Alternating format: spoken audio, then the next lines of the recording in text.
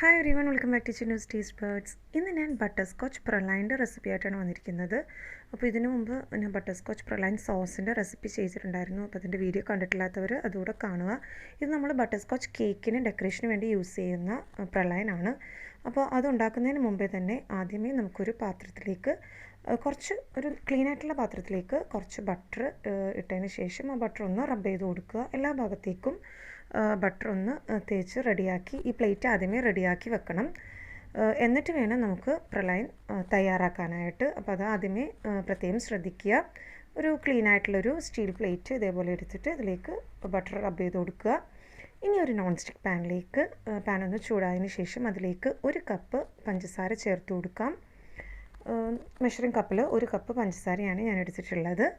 ഇനി ഇതൊന്ന് ചൂടായി കാരമലായി ആയിട്ട് വരണം. അപ്പോൾ അതുവരെ ഒന്ന് വെയിറ്റ് ചെയ്യാം.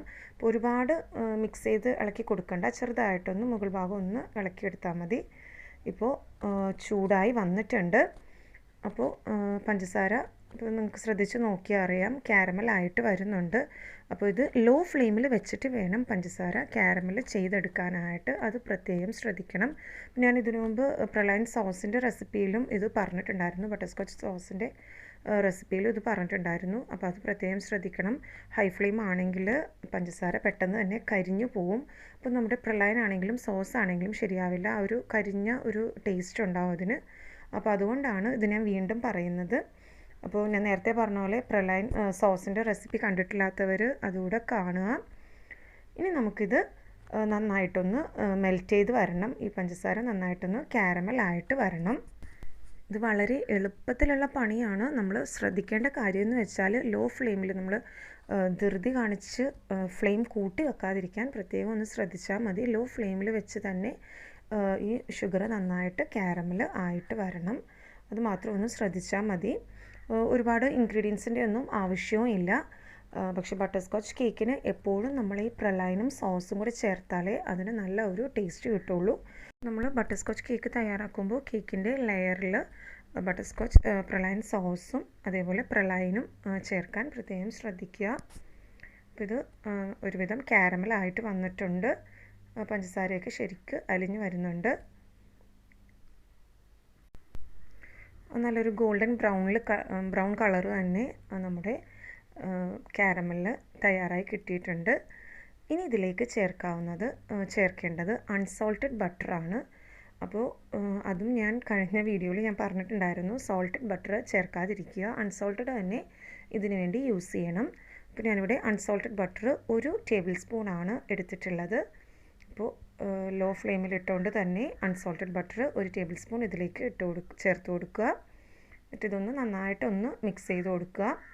ഇനി ഇതിലേക്ക് ചേർക്കേണ്ടത് കുറച്ച് കാഷ്യൂനട്ടും ബദാമും ആണ്. അപ്പോൾ കാഷ്യൂനട്ടിനും ബദാമിനും പകരം വേണമെങ്കിൽ കപ്പലണ്ടി ചേർത്താലും മതി. കുറച്ച് നമ്മളൊന്ന് റേറ്റ് എക്സ്പെൻസ് ഒന്ന് കുറക്കാൻ വേണ്ടിയാണ് നിങ്ങൾ ഉദ്ദേശിക്കുന്നതെങ്കിൽ ഇതിന് പകരം കപ്പലണ്ടി ചേർത്താലും മതി. പക്ഷേ കൂടുതൽ ടേസ്റ്റ് കാഷ്യൂം ബദാമും തന്നെയാണിതിൽ. അപ്പോൾ അതും കൂടെ ചേർത്തതിന് ശേഷം ഒന്നുകൂടെ ഒന്ന് ചെറിയ രീതിയിലൊന്ന് മൂപ്പിച്ചെടുക്കണം. കാഷ്യൂം ബദാമും ശരിക്കൊന്ന് ഇതൊന്ന് ക്രഷ് ചെയ്തിട്ട് ഇട്ടാലും നല്ലതായിരിക്കുള്ളൂ. ഞാനിവിടെ ക്രഷ് ചെയ്യാനൊന്നും നിന്നില്ല. കാര്യം ഇത് കാരമൽ ബട്ടർസ്കോച്ച് പ്രളയം തയ്യാറായതിന് ശേഷം നമ്മളിതൊന്ന് ക്രഷ് ചെയ്തെടുക്കുന്നുണ്ട്. അപ്പോൾ അതുകൊണ്ടാണ് ഞാൻ ക്രഷ് ചെയ്യാതിരുന്നത്. ഇനി നമുക്ക് ഈ ഒരു പാകത്തിന് ഫ്ലെയിം ഓഫ് ചെയ്തതിന് ശേഷം ചൂടോടുകൂടി തന്നെ നമ്മൾ നേരത്തെ തയ്യാറാക്കി വെച്ചിട്ടുള്ള ആ ഒരു പ്ലേറ്റിലേക്ക്, ബട്ടർ തേച്ചിട്ടുള്ള പ്ലേറ്റിലേക്ക് ഇത് ഒഴിച്ചു കൊടുക്കുക. അപ്പോൾ ചൂടോടുകൂടി തന്നെ ഒഴിക്കാൻ ശ്രദ്ധിക്കുക, അല്ലെങ്കിൽ ഇത് പെട്ടെന്ന് തന്നെ സ്റ്റിക്ക് ഹാർഡായി പോവും. അപ്പോൾ അതുകൊണ്ട് ചൂടോടുകൂടി തന്നെ പ്ലേറ്റിലേക്ക് ഒഴിച്ചു കൊടുക്കുക. എന്നിട്ടിത് നന്നായിട്ട് ചൂടാറാൻ വേണ്ടി നമുക്ക് മാറ്റി വെക്കാം. ഇപ്പോൾ ശരിക്ക് ചൂടാറി വന്നിട്ടുണ്ട്. അപ്പോൾ നല്ല രീതിയിൽ ചൂടാറിയതിന് ശേഷം വേണം നമ്മളിത് പ്ലേറ്റിൽ നിന്ന് റിമൂവ് ചെയ്തെടുക്കാനായിട്ട്. അത് പ്രത്യേകം ശ്രദ്ധിക്കുക. ഇതുപോലൊരു കത്തി കൊണ്ട് നമുക്കിത് ഇളക്കിയെടുക്കാവുന്നതേ ഉള്ളൂ.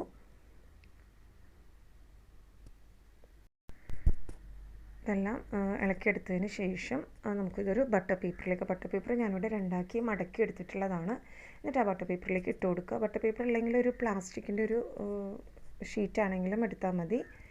എന്നിട്ടിത് നമുക്കൊന്ന് ക്രഷ് ചെയ്തെടുക്കണം. അപ്പോൾ നമ്മൾ ഇഞ്ചിയും വെളുത്തുള്ളിയൊക്കെ ചതക്കുന്ന ഉരൽ കൊണ്ട് ഒന്ന് ക്രഷ് ചെയ്തെടുത്താൽ മതി. അപ്പോൾ ഞാനിവിടെ ബട്ടർ പേപ്പർ ഒന്ന് കവർ ചെയ്തതിന് ശേഷമാണ് ഇത് ക്രഷ് ചെയ്തെടുക്കുന്നത്. അപ്പോൾ നമ്മളിത് കവർ ചെയ്ത് ക്രഷ് ചെയ്തില്ല എന്നുണ്ടെങ്കിൽ ഈ പ്രളയനൊക്കെ പുറത്തേക്ക് ചാടിപ്പോവും. അപ്പോൾ നമുക്ക് ഈ ഒരു പാകത്തിന് നമ്മുടെ ബട്ടർസ്കോച്ച് പ്രളയൻ ക്രഷ് ചെയ്ത് എടുക്കുക. ഒരുപാട് ഫൈനായിട്ട് പൊടിയേണ്ട ആവശ്യമൊന്നുമില്ല. ഇതേപോലെ ഇടയ്ക്കൊന്ന് കാഷ്യൂം ബദാമൊക്കെ ഇടയ്ക്കൊന്ന് കടിക്കാൻ കിട്ടണം. അപ്പോൾ ആ ഒരു പാകത്തിന് നമ്മുടെ ബട്ടർസ്കോച്ച് പ്രളയൻ തയ്യാറായിട്ടുണ്ട്. അപ്പോൾ എല്ലാവരും ഇനി ബട്ടർസ്കോച്ച് കേക്ക് ഉണ്ടാക്കുമ്പോൾ ഇതൊന്ന് ട്രൈ ചെയ്ത് നോക്കുക. ഇത് കേക്കിന് മാത്രമല്ല പുഡിങ്സിനൊക്കെ ഡെക്കറേഷന് വേണ്ടി യൂസ് ചെയ്യാവുന്നതാണ്. അപ്പോൾ എല്ലാവരും ട്രൈ ചെയ്ത് നോക്കുക. റെസിപ്പി ഇഷ്ടമായെങ്കിൽ ലൈക്ക് ചെയ്യുക, ഷെയർ ചെയ്യുക. കൂടുതൽ വീഡിയോസിന് വേണ്ടി ചാനൽ സബ്സ്ക്രൈബ് ചെയ്യുക. Thanks for watching.